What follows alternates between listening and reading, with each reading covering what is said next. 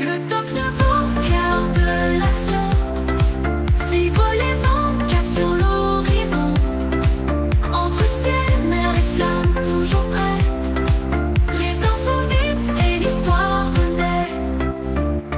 Des innovations qui défient la gravité. Des héros silencieux, des vies à sauver. Entre turbulences et ciel apaisé. Salut les tatous, c'est le Doc News. Pour la news, on est parti sur de la News Airline et cette news est tombée aussi ce week-end, ou la veille de week-end, parce que ouais, le 12 septembre, la FAA vient à nouveau d'atomiser Boeing, amende de 3,1 millions de dollars. Et oui. La FAA propose 3,1 millions de fine against à Boeing. Et oui. Pour ceux qui ne l'auraient pas vu aussi, Boeing était en phase de son 737-9 est aussi retardé au passage. Donc avant de se balancer sur le sujet, si vous voulez, avant de continuer cette vidéo, voir les soucis de certificat de Boeing, je vous remettrai la vidéo tout en haut pour les directions le 777X, en gros le 777-9, qui a eu des soucis aussi, des retards de certificat qui ont été un peu retardé parce que de base il devait être sortir en 2020 et là il est retardé pour 2026. Je vous en dis pas plus, vous irez regarder un œil tout en haut pour la suite. Donc voilà, et nous on va retourner à notre ami Boeing. Et ouais, fallait bien que ça tombe, de toute façon. L'entreprise était de toute façon dans... La FAA propose à Boeing 3,1 millions de over de sprint pour safety violation. Et oui, Boeing a des soucis de certificat et de violation. On va regarder ça via un article de Roster qui a recoupé, qui est un peu qu'est-ce que je vous montre là de la FAA, dont on va dire voilà. Pour ceux qui se demandent pourquoi la FAA a atomisé un peu Boeing, c'est l'histoire du 737 MAX plus le souci de porte de Alaska Airlines. De toute façon, dans l'article, ça va être... Washington, le 12 septembre, la Federal Aviation Administration, ou la FAA, a proposé vendredi d'infliger une amende à Boeing de 3,1 millions de dollars pour une série de violations de sécurité, y compris des actions liées à l'urgence en vol du double... Ouais, c'est le 737 MAX 9 d'Alaska Airlines en janvier 2024 et pour avoir interféré avec l'indépendance des responsables de la sécurité. Oh putain, oula douille. La FAA a constaté des centaines de violations du système de qualité dans l'usine 737 du construction aéronautique de Renton à Washington et dans l'usine de sous-traitance de Boeing Spirit AeroSystems. Faut dire c'est comme ça entre l'entreprise, la fabrication principale et le secondaire, parce que vu que c'est du sous-traitant, pour moi j'appelle ça du secondaire. Aerospeed s'est même pris des amendes aussi, je sais plus pour quel sujet, mais c'était assez violent avec l'histoire du 737 MAX, dont on va dire voilà. Ouais, et l'usine du 737 à Wichita, Kansas, de septembre 2023 à février 2024. Oh putain vache. L'incident de l'explosion en vol de la cabine impliquant un nouveau moteur d'Alaska Airlines. Ah ouais, c'est vrai qu'Alaska Airlines, eux, ils ont pas trop aimé les soucis de moteur et tout des Boeing.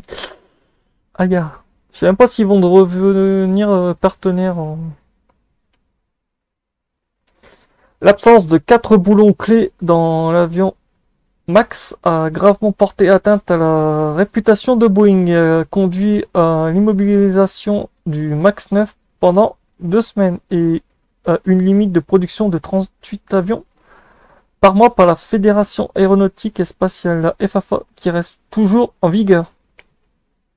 Ah ouais, ça n'a pas bougé, dis donc. Je sais plus combien devait produire d'avions. Le 737, ouais, le 737 Max 9. Mais putain, c'est vrai qu'ils ont pas bougé à 38. Ça a été une belle chute.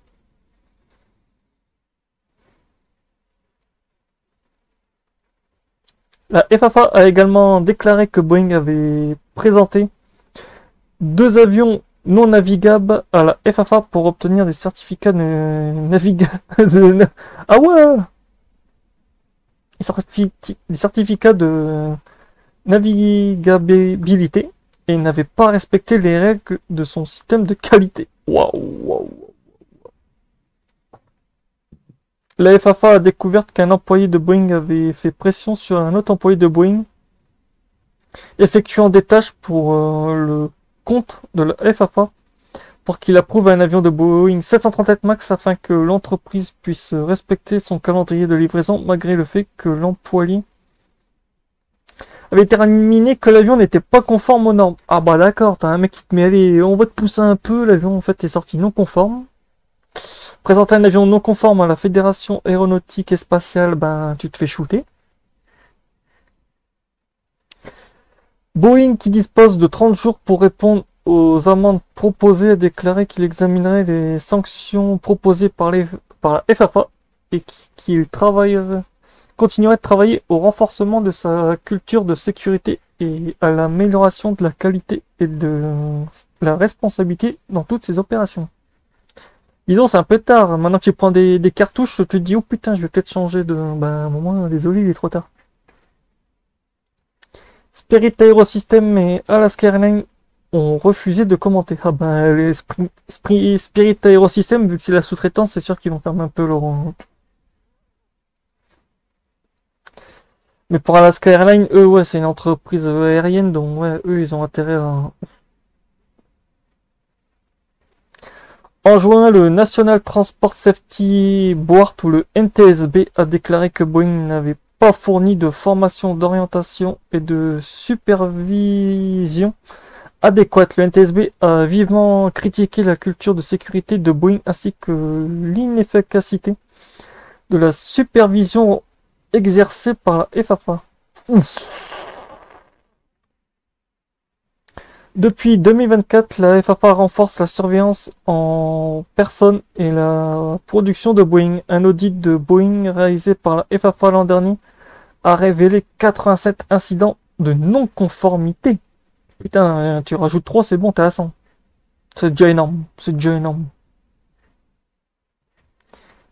L'incident a incité le ministre de la Justice à ouvrir une enquête criminelle et a déclaré que Boeing n'était pas en conformité avec un accord de poursuite de 2021. Oh putain la vache, oh ça pique. Plus tôt cette semaine, l'administration de la FAA de Brian Belfort a déclaré à Reuters que l'agence n'avait pas pris aucune décision sur la levée du plafond de production de 38 avions 737 MAX par mois en vigueur depuis 2024, ni sur la manière dont elle supervise la production de Boeing. La FAA continue d'inspecter chaque 737 et 787 avant délivrance d'un certificat de navigabilité et de l'autorisation de livraison. En règle générale, la FAA a délégué l'autorité de délivrance des billets d'avion au constructeur. Un rapport de surveillance du gouvernement publié en octobre a critiqué la surveillance de Boeing par la FAA, affirme qu'elle ne disposait pas d'un système efficace pour superviser les usines de production et n'a pas été en mesure de résoudre les allégations de pression indues par les employés de Boeing agissant au nom de la FAA. Mais lol. C'est tout dans cet article ou... Ouais, je crois que c'est tout. C'était tout, donc voilà, encore une fois, vous voyez que certains font un peu du chantage et j'en passe pour dire ouais, la FAA elle a validé le certificat, tu peux y aller, mais en fait la FAA n'a rien certifié. Donc voilà, n'hésitez pas à donner vos avis dans les commentaires et à me dire qu'est-ce que vous en avez pensé de cet article et de qu'est-ce que vous en pensez carrément de Boeing. Donc voilà. On se retrouve pour de prochaines news sur l'aviation. Portez-vous bien, tchuss et bon vol. Tchuss.